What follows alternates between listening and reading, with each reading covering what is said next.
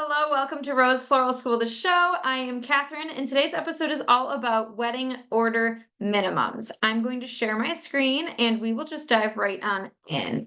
Give me just 1 second here to get us all situated. Start the slideshow up. Okay, perfect. So let's talk about order minimums. First of all, I'm just going to kind of define this so we're all, on the same page. So a wedding order minimum is basically your minimum, the bottom amount that you will book a wedding for. Now, I will say there are a few times where I will go below my minimum if it just happens to really line up with my schedule and I can do a quick little like add-on pickup. But this is your bread and butter. This is pretty much what you're here to do. This is what you post about and talk about and advertise. And this is what you are really selling.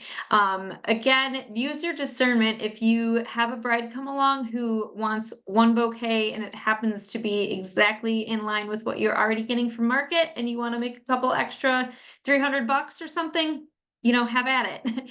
But this, like I said, is what you're advertising, what you are promoting, and what you are really trying to do. So that dollar number, like I said, that's your minimum. It probably won't be your average or your most popular package or type of wedding that you sell. But it sets the tone and gives you a good starting point. So why you need an order minimum.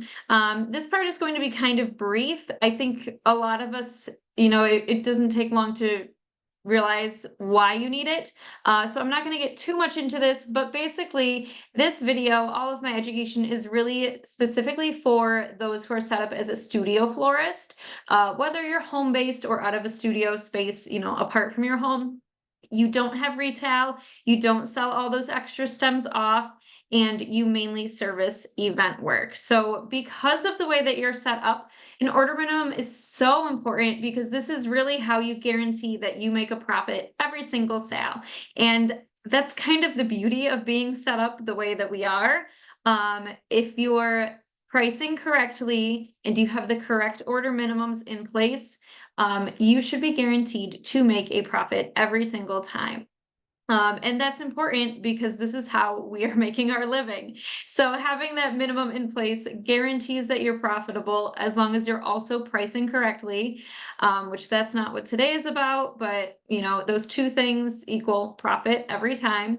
And it's also important to have an order minimum because it sets you up to be aligned with your dream clients. If you don't want to do weddings that are only one bouquet and one boutonniere order, an order minimum that's $3,000, $5,000, $10,000 will pretty much eliminate those couples from, lining up with you. You won't end up booking those types of couples or clients because your minimum sort of sets the tone that you're trying to do more full service, types of weddings.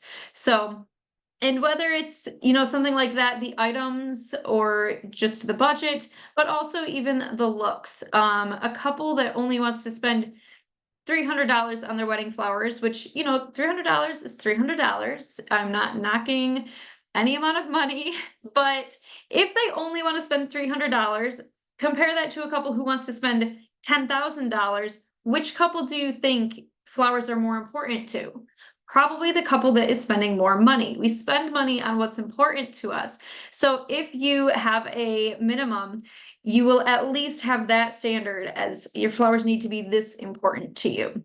And as a studio wedding florist, you want couples that value flowers. So having that minimum helps you align, in the budget, the types of, order, full service versus smaller, just pickup order. And just that value is already built in when they see the minimum. If it lines up with what they want to spend, you're good to go. If it's way more than what they want to spend, they'll go and find the correct vendor for them, and you can be available for the couple that is the correct couple for you. So that is the short version of why you will want an order minimum.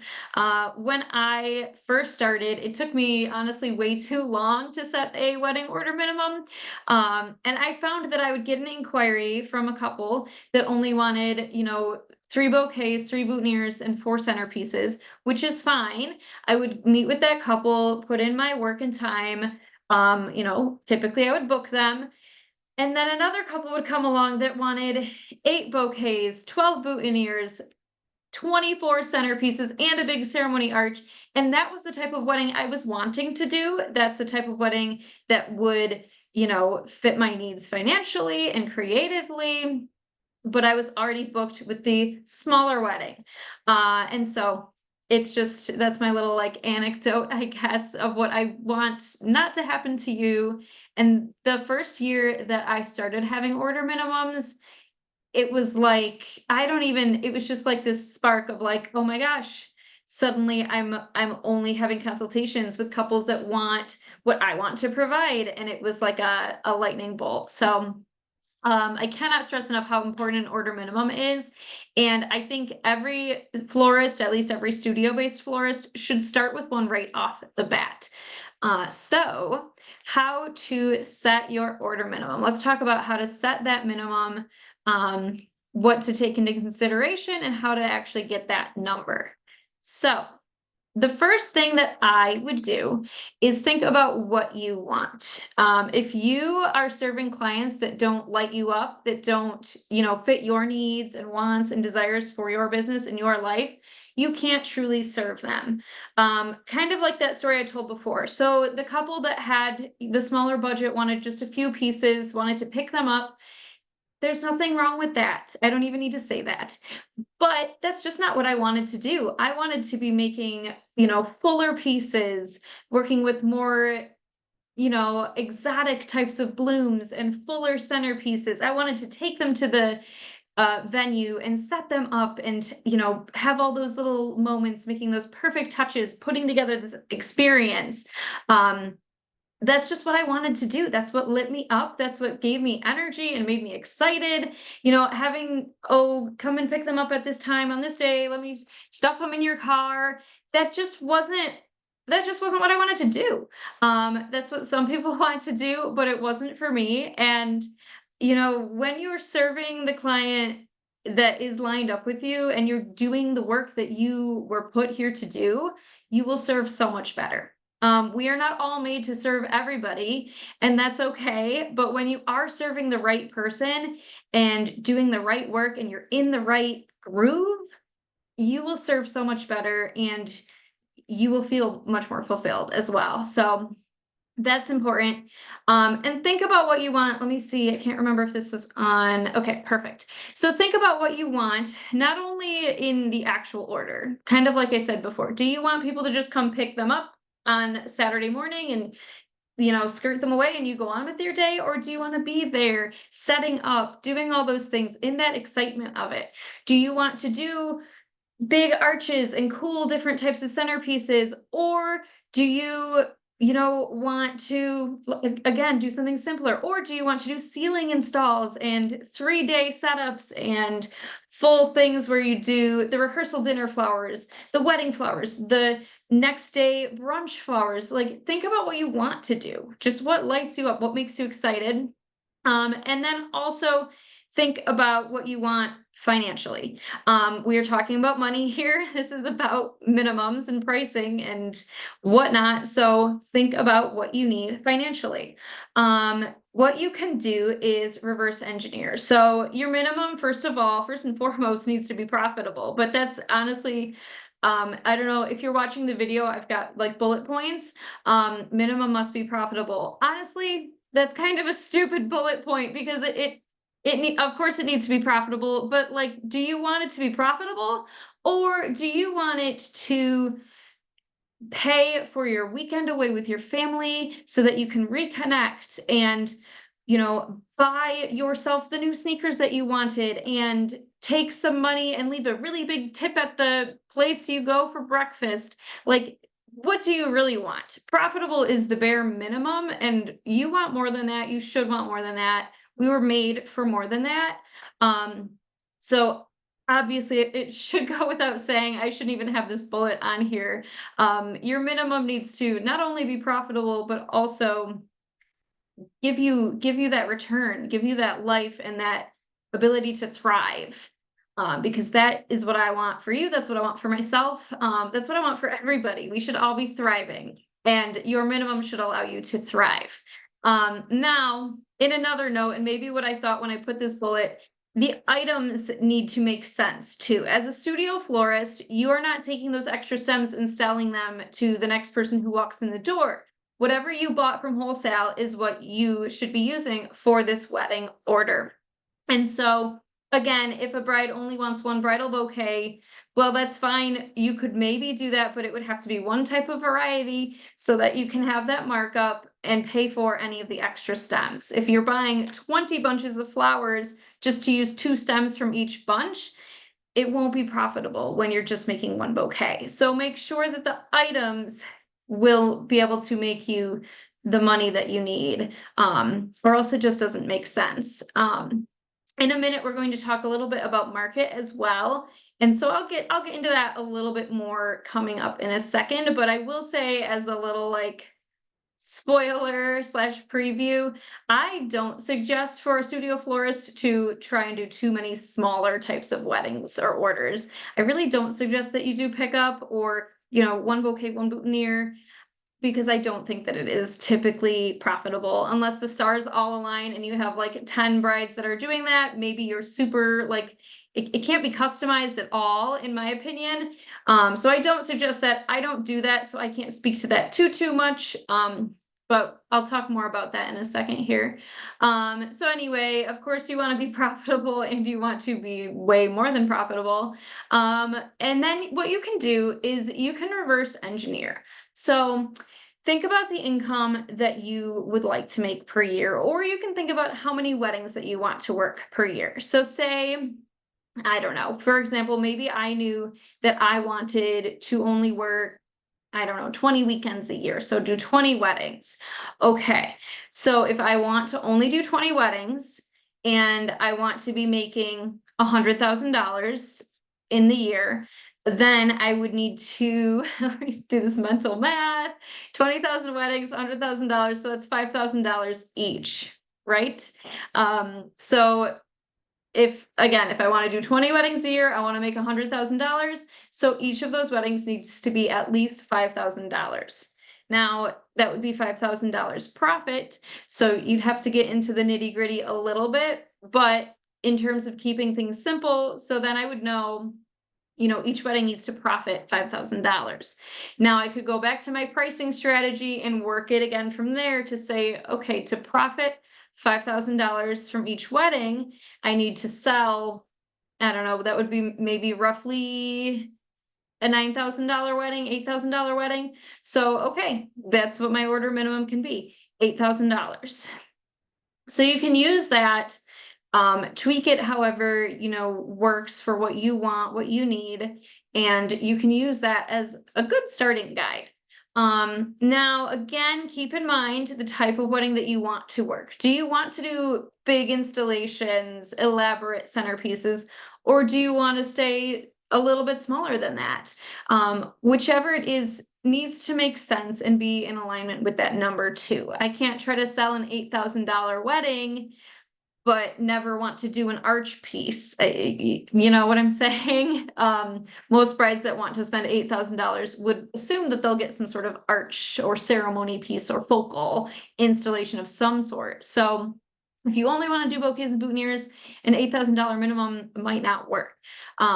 So it's almost like a fine balance of making sure that the type of wedding, the style of wedding, the size, whatever, lines up with the price point as well. Not that, anybody can put a price on anything. Tiffany and Co. sells paper clips for $400. So anything is possible. I don't want you to limit yourself, but I do want you to make sure that your product and your price do make sense and that they are in alignment. So you can reverse engineer it and figure out a little bit that way too, what you would need to reach your goals financially.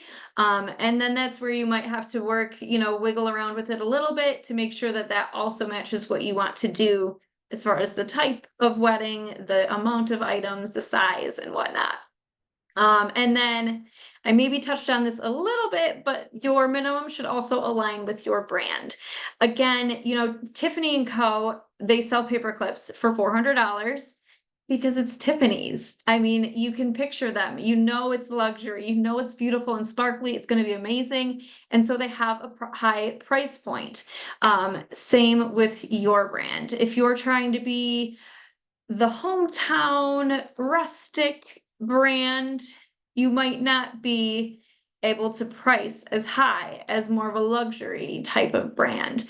Now, I do think there's a good market in the middle. I'm going to get into that again in a little bit here, but you should just make sure that your pricing aligns with your brand and that your brand aligns with your pricing. Even throughout your systems. If you're sending a quote for a $2,000 wedding, that might physically look different than the quote that you send for a $18,000 wedding. Maybe the $2,000 wedding is just, pen and paper, it's a list. Maybe the $18,000 wedding has visuals and mood boards and a whole, visual experience to it. Everything that you do should be in alignment and should make sense so that it's not a disconnect there. And that also goes to your price minimums. It should all be in alignment. All right, this is the part. So let's chat about markets. Now, I'm only going to touch on this briefly today because I kind of might do a separate episode that is completely about this. So when you're pricing, kind of, this is all related, this is all intertwined, you should price for the market that you plan to serve.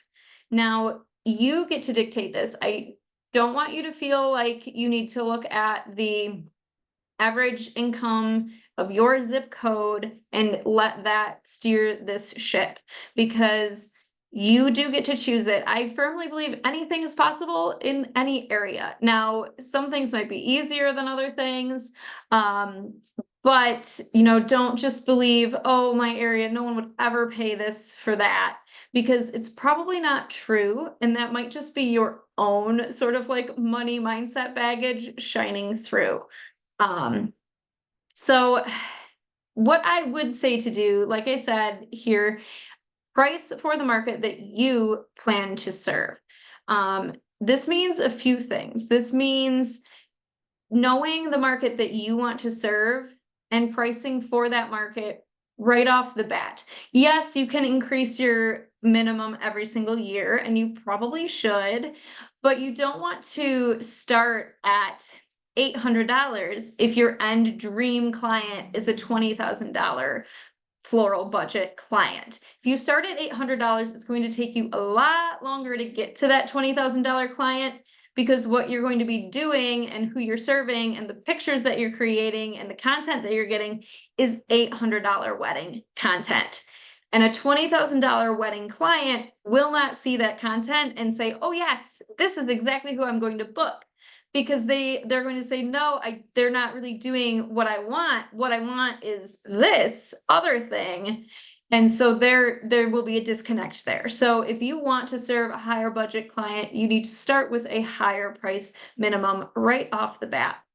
Like I said, otherwise you'll be working uphill, and if you're not doing what you want to do now, it will take you longer to get there. Start where you want to be. So that's the first point on that. Now, markets in general, let's have a market talk. So in the wedding industry, there is certainly a lower budget market. There is certainly a luxury market. And I'm a firm believer that there is a solid middle market. Middle, upper middle, I don't really know if it has a name.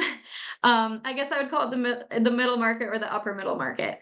And this is kind of maybe a hot take. I feel like everything that I see lately is like how to book luxury clients, how to get a luxury wedding, how to do these huge $10,000 installations as just an extra add-on, which is awesome. I love it. I'm excited about it, but I don't think it needs to be for everybody, and I don't think it is for everybody. So don't feel like you need to be in that luxury market. If you want to be and you are, that's what you feel drawn to, 100% go for it. But don't feel like you need to be doing all the extravagant 20,000 plus dollar weddings either. Now, on the other end is the low budget bracket. I said it before a little bit, I'll say it again. I don't suggest that you try to completely target that. I think trying to like, I guess there's different ways to differentiate your company. And in my opinion, differentiating by being the lowest price or the cheapest or whatever, the most affordable, to me is not the best way to go about it. There's always going to be someone cheaper. There's always going to be people that offer things in bulk or just the giant companies. I mean, even I think it's Sam's Club or Costco, you can buy garland, like table garland on these. I don't know if it might even be both of them, but basically BJ's Wholesale, you can go and get these garlands for dirt cheap. And we're not here to compete at the bottom. As a self-employed person who again wants to make a profit and a living and a lifestyle that feels good, that allows you to give back, that allows you to take care of yourself, of your people, of your community. I think it's not at the lowest market. It's just not there. Again, being set up as a studio, you've got not a lot of overhead, but you have order minimums. So to get out of that like rut where you're just making a profit, I don't think you're going to get out of that rut at the lowest market. I don't think the weddings are going to be big enough to pay for your order minimums and your lifestyle and your giving back at the bottom of the market. And it's nothing against the people who don't want to spend a lot of money on their flowers. To my earlier point too, though, if they don't want to spend that much money, they probably don't think they're that important. And so ordering garland from Costco is perfect for them. They will be perfectly happy with that. They will be happy with the price. It's a fit. For you to try to serve that client, they won't be happy with the price, and it won't be a fit. That's just all it is. But now getting to this middle market chunk, this is where I like to serve. This is my bread and butter. I'll tell you a few quick reasons why. Like I said before, this might be a separate whole episode, but basically I find that there is a good sized, pool of clients in that market, which is great. Now, if you're in the luxury market, the pool might be smaller, but you also need less clients. So honestly, it is a pro, but don't let that be the only thing that is pushing you. Like I said before, don't let your area or your region dictate what you're doing, at least not completely. So there is that, but take that one with a grain of salt. What I have found is that different price points tend to go to different venues. And a lot of the venues that I love to serve at are in this upper middle market. I've seen a lot of luxury weddings that tend to be more spread out. Sometimes you might have to travel more. You might have to have more equipment, whether that's lifts, trucks, larger team in general, a larger workspace. There is a lot that goes with that, and there is a lot of return. So again, I don't want to discourage you from going to the luxury market, but like I said, I think there's a lot out there about this luxury market push, and I can see a lot of pros, but don't feel like that upper middle market is not a hot spot to be, because I have been here in this upper middle market for 9 years now, maybe 8 if you don't count my first year, I don't know. But I have found it to be a really great zone. I am not traveling super far. Now, yes, I do 25 to 35 weddings a year. If I was in the luxury market, maybe it would be 10 or 15. But I like it. I enjoy the size. I enjoy the clients. I enjoy what I get to create. that's what I like, and I want you to not discount that market. The lower end market, I'm gonna tell you right now, you can probably discount that. I don't think that's for you. I don't think that's for a studio florist in general. But don't feel like you have to do the luxury market. Now, we're gonna get back on track here. That was my tangent about the markets. But continuing, so price minimums. Let's talk about the actual amount. How do you actually come up with this number? So what I can suggest, to my earlier point, reverse engineer how much that you need to make and want to make, and how many weddings that you want to work, and that can help you get right to a number very easily. What you can also do is write up some recipes to help you see what that dream wedding would be like and use that as your baseline. So go ahead and write up a recipe for your dream wedding. Maybe you want, to do all the tables half really elaborate and half a little bit simpler, a cool piece on the ceremony, some sort of like aisle pieces. Write up your dream wedding and price it and look at what that is. And then use that. And then you can always tweak. You can always say, oh, this would be my dream wedding, but I wouldn't mind doing ones a little smaller. Or like, this would be my dream wedding at the very least. I want to do this plus. So then use that as your minimum. So just go ahead and use that. And that can be a super easy way to get that crystal clear number. And again, making sure that when you look at all those numbers at the end, make sure that your profit is what you need it to be, not just the revenue. Consider taxes, consider all of your expenses to make sure that you end up at that ideal profit for that ideal life that we're all working towards or living in. So that's one like really practical way to get that minimum number. You can research your demographic and adjacent vendor prices. So this one I'm doing a grain of salt again. Like I said in the last slide, don't just let your area's income dictate what you do, because I firmly believe any area, there are people with more money, there are people with less money, there are people who don't, it's not even about how much money they have, it's about how much they care about the flowers. People will spend for what they care about. And so if you get a person who loves flowers and needs these amazing, perfect flowers for their wedding because it's important to them, they will spend. And it doesn't really matter as much how much they make. So you can use that a little bit, but what I would more so do in this point is look at not similar wedding florists, but look at other vendors. So look at photographers that you would love to work with, look at venues that you would love to work at, and so on, and kind of look at what price range they are in to help sort of inform you. It was interesting. One time I was talking with a venue manager at one of my favorite venues, and she said, she was saying how she would have her consultation with a couple, book the venue, and then say, okay, here's our favorite vendors. And, the next, you've got us booked. That's great. The next one that you'll probably spend the most money with will be your florist. And it was kind of funny when she told me that. I realized, I'm like, you know what? That actually is pretty true. And I never thought about it that way. But for most of my clients, I would say that after the venue, which a lot of times includes food and beverage, if not, then food and beverage would be second. But after venue, food and beverage, honestly, flowers typically for my clients are the most expensive. And that is because the client values them so much. Not to say that they're booking like the cheapest DJ and photographer on the block or anything like that, but just for the type of impact and just the amount of flowers that my clients want in their space and that I want to provide for a space, I tend to be the next one up after venue, food, and beverage.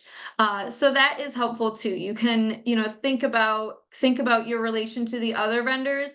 And again, look at vendors or venues that you want to go to. Look at photographers that shoot at the venues you want to go to, and sort of look at what their pricing is like as well, just to sort of like help you, I don't know, help you kind of like internalize these different numbers and look at it in a different way if you're feeling really stuck.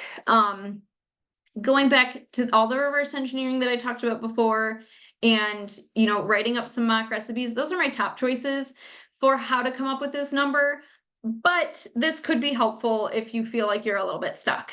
And then my last point here, trial and error. You can always pivot. You can start with the minimum where you think it should be, and you might find every client is booking way above the minimum. So then raise that minimum. Why not? Or you might find, maybe you haven't booked a single wedding since you had the minimum. I would pause, and if that is the minimum that you want to book at, look at all of your back end things. Look at your logo, your social media content, what you're putting out and what the client is seeing, and make sure that that makes sense for the minimum that you are asking.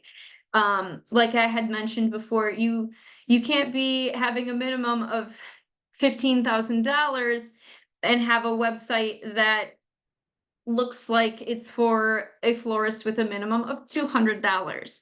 You know what I mean?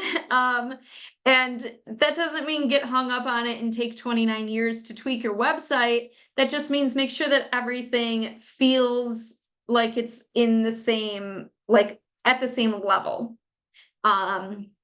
Different things like that you can look at if you find that you're getting resistance. All right. So I hope that that was helpful. That was a pretty quick crash course, why you need a minimum and how to come up with that minimum. If you do want to chat more, feel free to send me a message at rose.floral.school. You can also like, follow, and subscribe. And I have coming up on Monday, the 23rd of September at 7 p.m. Eastern Time, a free training. And this training is called Set Yourself Up for Wedding Consultations That Don't Waste Your Time.